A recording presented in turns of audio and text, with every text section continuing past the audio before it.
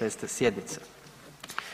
Sada prelazimo na glasovanje. Prvo je Izvješće Mandatno-imunitetnog povjerenstva, rasprava je zaključena, pa dajem na glasovanje Prijedlog odluke o prestanku zastupničkog mandata zastupnika Miroslava Tuđmana i početku obnašanja zastupničke dužnosti zamjenika zastupnika Tomislava Okroše.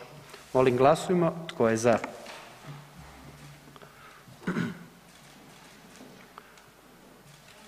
Tko je suzdržan?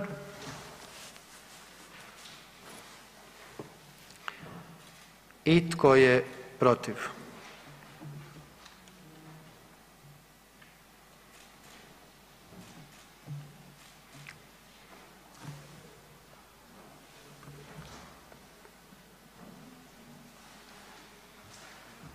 Utvrđujem da je glasovalo 134 zastupnika i svi su bili za, tako da je donesena odluka kako je predložilo Mandatno-imunitetno povjerenstvo. Nakon što smo donijeli ovu odluku, sada prelazimo na davanje prisege zastupnika. U čl. 7 utvrđeno je da predsjednik pročita tekst prisege, a nakon toga poimenično proziva zastupnika, prozvani zastupnik ustaje i izgovara riječ „prisežem“. Sada ću pročitati tekst prisege.